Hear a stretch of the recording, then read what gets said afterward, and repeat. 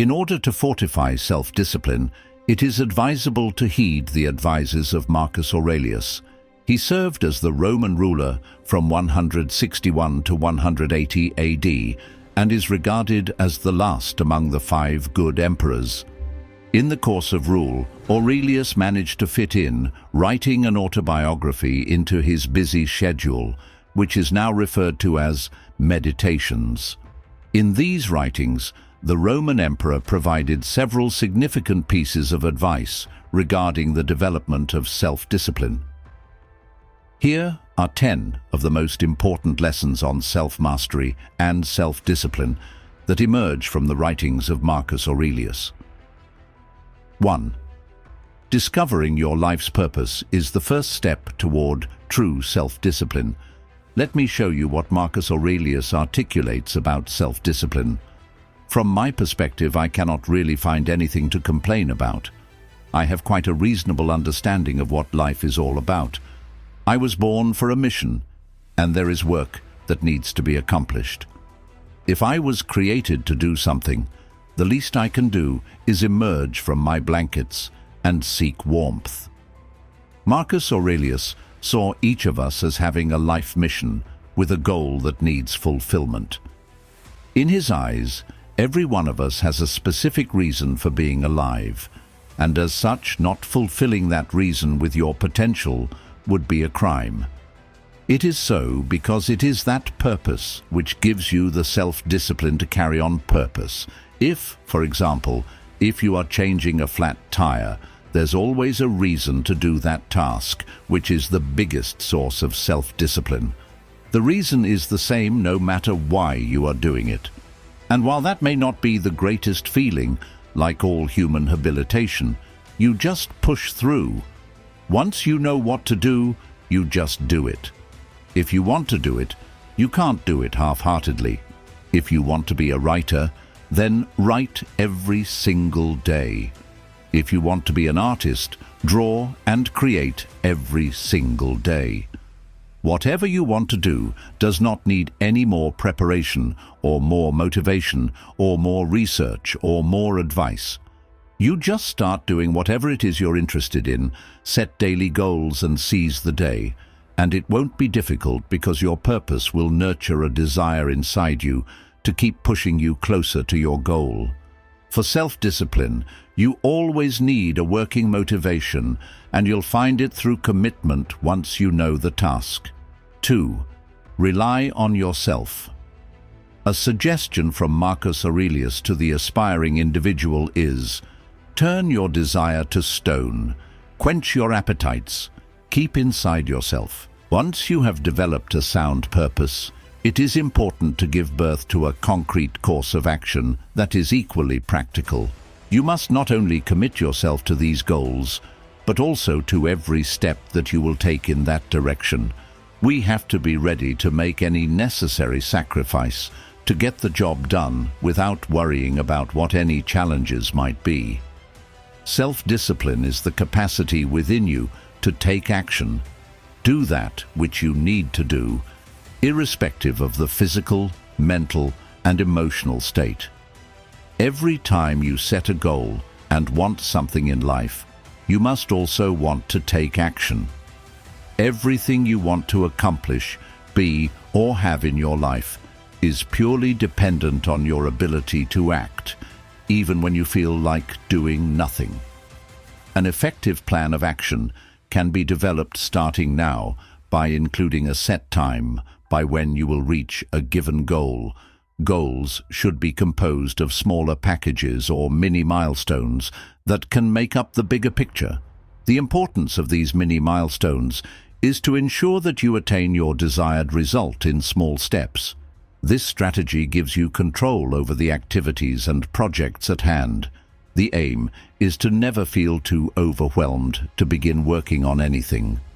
Procrastination can easily be derived from feeling overwhelmed, which in turn prevents self-discipline from manifesting itself.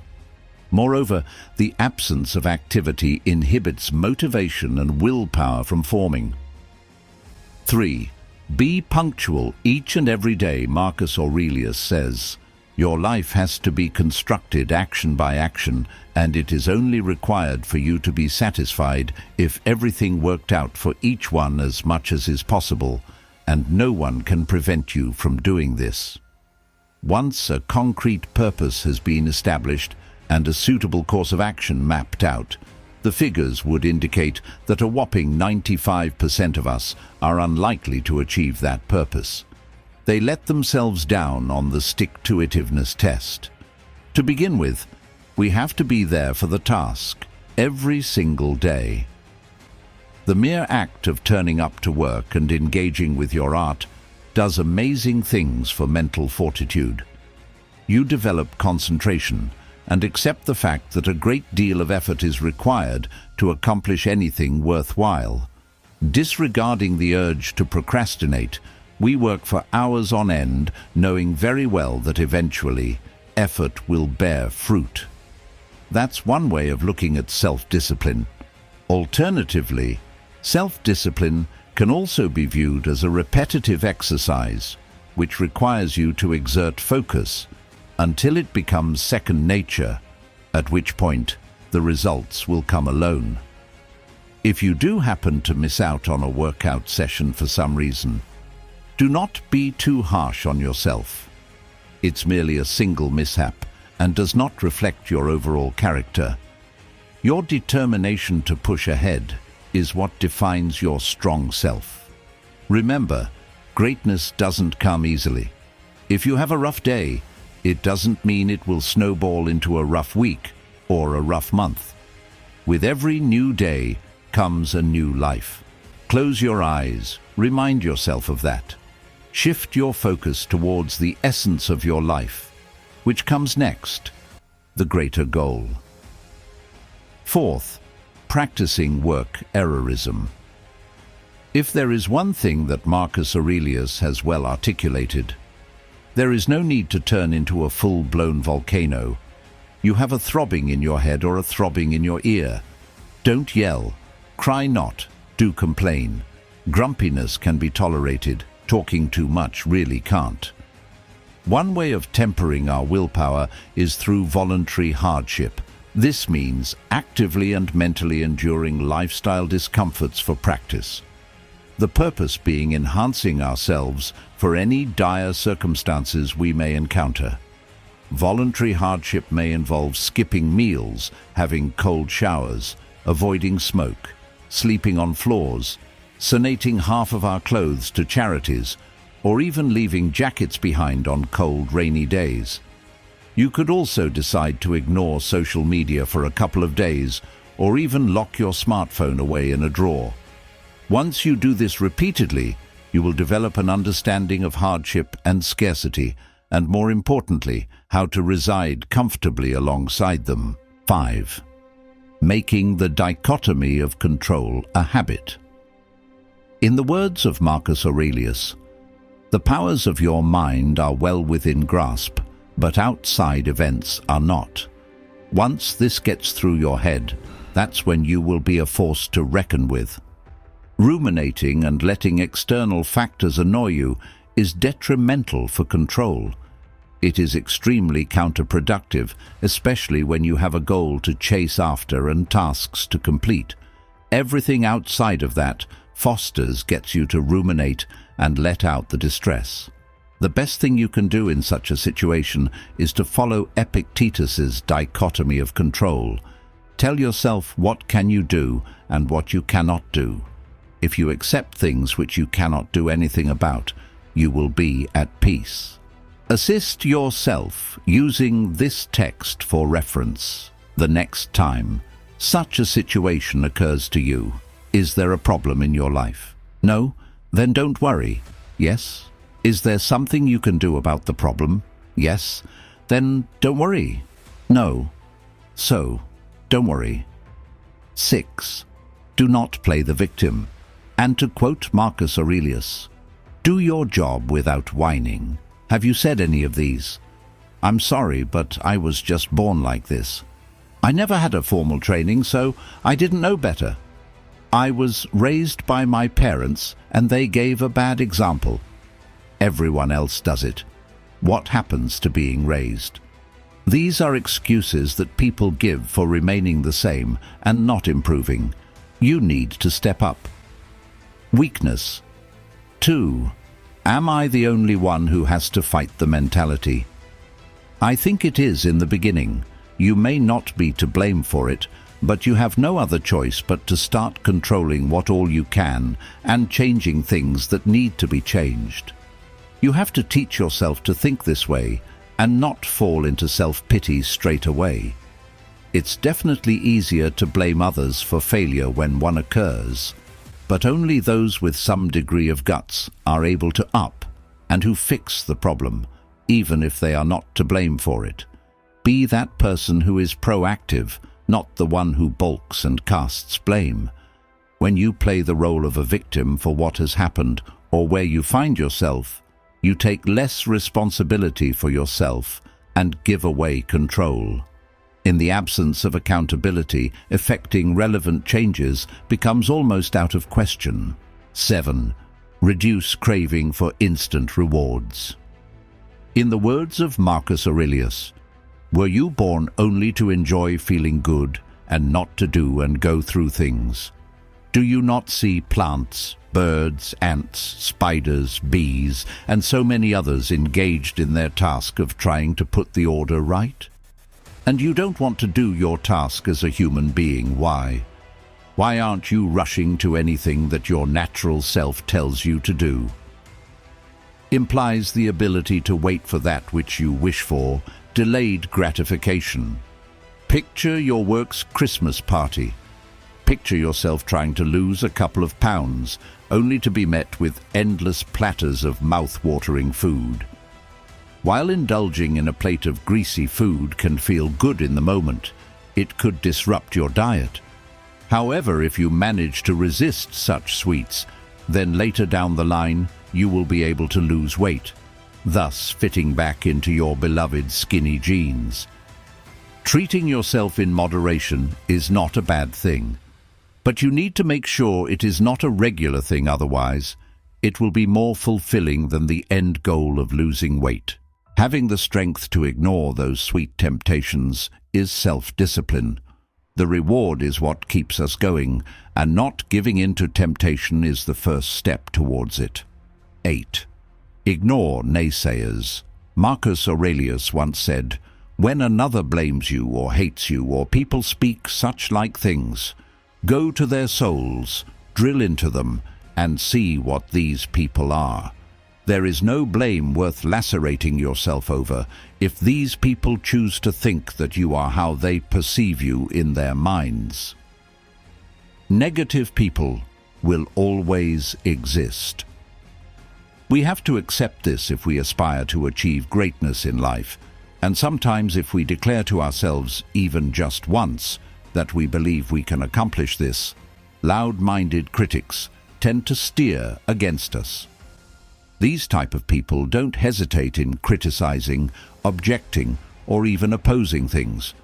However, saying no is much easier than saying yes, right? And this is exactly the problem these people cause us. Naysayers. Regardless of whether they are close to you or not, naysayers loathe change, progress, and ambition, which only serves to hinder your motivation and progress. It is time that we understand that who or whom is to be termed as naysayers. All it takes is logic to simply step away from such negativity. So that means denying their existence and resulting perspectives does not have impact or relevance to me in the same way as how the weather can be gloomy or rainy. Saving that energy only serve you a greater purpose. Their opinion doesn't even remotely matter. The things they tell you not to do should be ignored, for they bring great disarray to your peace of mind who possesses it. Start by seeking guidance from those you respect, then honest feedback followed by criticism. But if someone has, or makes it a habit, to be a naysayer, ignore them and move on to the next. Don't do what they say. Find wise people to emulate. Marcus, whatever. However, this quote is strange. Either a living or dead individual doesn't matter. The point is to try to replicate all of one's actions because it is worth it to first connect with men of high morality. It's time now to look outward for answers to help strengthen your self-discipline. More specifically, let us work together on identifying the role models. Your role models could be your friends, family, or even colleagues who already achieved what you are working to achieve. Consider the following questions. Who is doing this at present? Who has successfully achieved this goal? Who has been able to overcome this habit? Who has successfully been able to change this? Who has the necessary self-discipline for this activity? What can I learn from this person which is going to be of help to me in my journey? Try to take time to ask these kinds of people about how they practically have been able to discipline themselves. Inquire of them how they went about executing certain steps which resulted in them achieving what they wanted. You can then use their experience to guide and assist you in applying discipline on yourself in the course respecting that journey. 10. Assess your day sincerely. As Marcus Aurelius puts it, consider those faculties that compose the rational soul, the self who scrutinizes the self, and the self that determines action for itself, and it collects the fruits of its labor. It attains its goal. One of the methods by which one supports his or her objectives is by targeting off-sites and tallying the weak points. Make sure that you are honest and do not shy off using this moment to base upon your subconscious.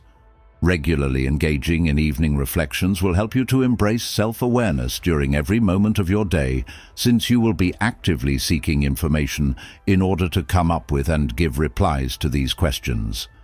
Next, you can pose these questions to yourself.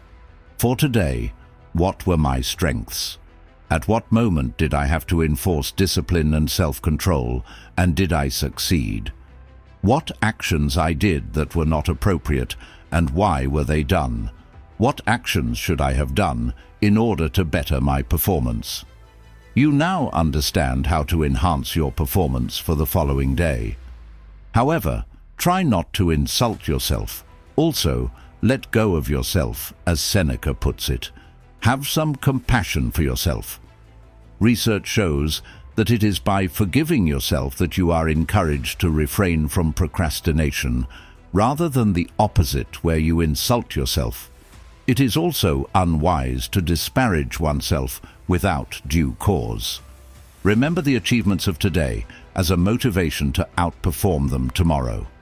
Value all the positives that came your way today. If this video interests you, do take the time to view the Stoicism content. Also, do not forget to click the red button sipping it on the left side so that you can have an exposure to more videos that aid in succeeding and being fulfilled. Thank you for viewing.